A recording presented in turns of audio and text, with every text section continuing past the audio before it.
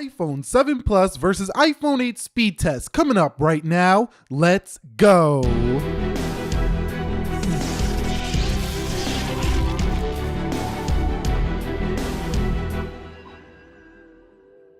So what is up, guys? Nick here, helping you to master your technology, and welcome to the iPhone 7 Plus versus the iPhone 8 speed test. Now, I've been looking through YouTube and nobody seemed to be making this comparison here, which I think is kind of unfortunate because some people got a 7 Plus. They said I had enough of that size. I want to go get that A11 with the smaller size. And if you think about it, the iPhone 7 is actually closer to the price of the iPhone 7 Plus when it launched. The 8 Plus is even more than the 7 Plus when it first launched. So let's go ahead and boot these up at the same time and see which one wins. 3, 2, and 1. Remember, A10 Fusion on the left, and we have an A11 on the right. And we also have 3 gigabytes of RAM on the iPhone 7 Plus with only 2 gigabytes of RAM on the iPhone 8. But we should see maybe the iPhone 8 will still be faster, even though it does have less RAM on the boot up. So there is the iPhone 8 ready to go, and we're still waiting on the Apple iPhone 7 Plus. And there is the 7 Plus. So you've seen easily a win there on the boot up test for the iPhone 8. Okay, so I'm gonna do a fingerprint scanner test now to see which one is quicker on both devices. I do like to see if Touch ID does improve over time on the iPhone. So let's go ahead and test the Touch ID. 3, 2, 1. You could see about the same. Let's do it again. 3, 2, and 1. About the same. So not really, you're not going to see too much of a difference here when it comes to fingerprint scanning speed. So don't expect a huge difference. It might be slightly faster on the iPhone 8, with future updates. But as of right now, if you are coming from a 7 Plus to an 8, don't expect to be, blown away by the speed of unlocking your phone. It's not going to be that much different at all. All right, guys, so we have arrived at the application portion test of this video. So you can see everything is closed out on both devices. I didn't load that many apps because I don't want to make this boring. Let's just get through them and then let's do the gaming, and we'll do some video rendering to see which one is faster. Let's get into calendar, and you can see it was about the same there. So here we're looking at daily apps. Let's go to weather. You can see it was slightly faster on the 7 Plus. Let's go into clock, and you could see about the same, I would say. Let's go into camera. You can see that was the 7 Plus there. So you can see that the 7 Plus is still a very fast phone. And if you had one you want to upgrade to the iPhone 8, you might want to look at other areas such as getting wireless charging, as well as, getting the 4K 60 on the recording. Because when it comes to its day-to-day speed, you can see right here, App Store, you can see the iPhone 7 Plus just won that one. You're not going to notice a big difference. As a matter of fact, you do have more RAM on your 7 Plus. Let's go to Instagram.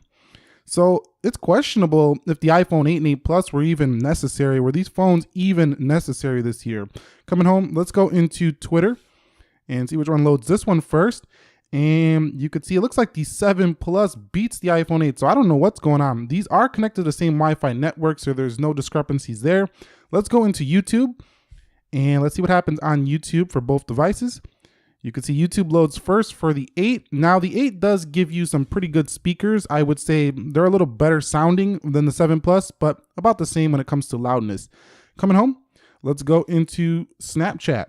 You could see Snapchat loads first for the iPhone 7 Plus. So the iPhone 7 Plus is doing quite well here in this test. Let's go ahead and run Mario Run. And Apple designed GPU, here's a difference. This should load first because Apple GPU, and it did. You seen right there? Just slightly. This still had a good GPU here on the left. Let's go into tap to begin and tap to begin. Mario wants to go. Let me turn the volume down so we don't get annoyed by his talking. Let's go over here. Okay. Let's go to tour. Let's get through this stuff right here. Hit okay. Let's go ahead and get into tour here. So let's go to tour and see which one loads first. Let's go to world 1, 3, 2, 1, and start. Let's see which one gets in there. 1 to 1, about the same. I mean, you see this difference? It's like nothing here. It's like no difference here, especially in these kind of games. So I had to do a little jump cut there because Modern Combat didn't load correctly. Let's get into Modern Combat 5, 3, 2, 1. And you could see, looks like the Gilman security. Let's see which one can actually get to the main menu first. Look how even this is. I mean, it's almost nothing. And to look at a spec sheet and see, okay, Apple did their own GPU this year versus last year's Power VR graphics, you would think, all right, I'm going to get much better gaming performance here. But the case is not really. As you can see right here, it's just loading about the same on both devices. Let's see which one can get there first. Look at this, almost identical. And this is why, again, I'm saying, for gamers alike, it's not going to be a huge update. As a matter of fact, you'll go down in screen and you'll have basically the same performance. Now, one thing I do want to note is the iPhone 8 does a better job at staying cooler than the iPhone 7 Plus in gaming. And it's probably a little bit more efficient at battery life through that gaming because of the Apple GPU. But in terms of the performance itself, you're not going to see too much of a difference. Coming home, let's go into Geekbench and see which one loads first. That looked like the 7 Plus. Let's go ahead and open iMovie now in 3, 2, 1. So coming home, you could see it looked very similar across the board with this application test. Okay, so let's get into the video rendering portion now. I did a 21-second clip, 4K 60 or 4K 30. You can only do 4K 30 max on the 7 Plus to make this fair. So let's go ahead and let me go ahead and render this. I'm gonna hit save to files and export the movie. So let's see if the A11 and its GPU is any quicker to export. You could see no, not really. Okay, so here's another export 4K again at 30 FPS. We're gonna save this one to the files as well. So 3, let's go into the saving right here. Save video now. So we're gonna save this video as a large 4K file. Now let's see how this render goes. 3, 2, and 1. You can see here we're taking a look at a full export now. So the first one we were just saving to videos. Now we're looking at a full export. So will the A11 beat the A10 Fusion chip here in this export? We're gonna have to see.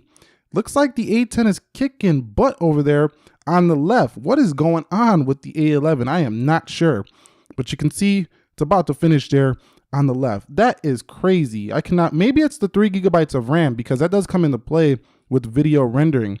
So boom, looks like the iPhone 7 Plus and the 8 Plus are going to be close to identical, maybe faster sometimes on one or the other, depending on what video you are rendering. So again, even for video editing, there's not really a huge update here based on this test right here on the iPhone 8. Okay, so let's go ahead and do an application download. I'm going to download Pinterest on both to see which one is faster in 3, 2, 1. And let's see which one actually can download this application quicker. So let's see where it's downloading at here on both. Over there on the iPhone 8 Plus or 7 Plus, and I don't see where it's at for the iPhone 8. I actually don't even see it downloading yet. So boom, there's the iPhone 8 coming in. You could see it's now installed in just a second. So again, even the app download speed was faster on the 7 Plus. I really don't know what's going on here with the iPhone 8 in this test, but I tapped it at the same time. You've seen right there, they're both connected to the same Wi-Fi network, and the 7 Plus was still faster here. All right, guys, so let's go ahead and run a Geekbench on both of them to see their raw numbers here. Let's go into CPU. Let's hit run benchmark, and we'll see what they score on both. I expect the iPhone 8 to crush the 7 Plus. In this one, I'll be back when the test is done. So the final scores are in. You can see 3513 on single, 4231 on single, and 5948, 9990 on multi. So iPhone 8 crushing the iPhone 7 Plus when it comes to Geekbench.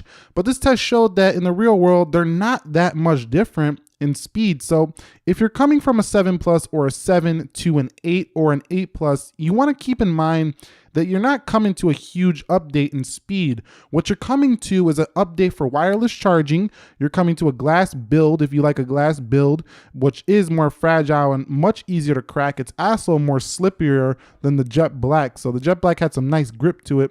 In addition, you will be coming to 4K 60 on the video recording side and 4K 24. So unless you need those things and maybe a little bit better battery life, this actually has about the same battery life as the 7 Plus, surprisingly, in my experience, then you might not want to update just in terms of performance. But anyway, I hope you found this video helpful, enjoyable, entertaining, informing. If you did, do me a favor, click the like button for me down below. And if you're new here, consider subscribing for more. I got many videos to come. Nick here helping you to master your technology. Be sure to be well. I will catch you all in the next one, and peace.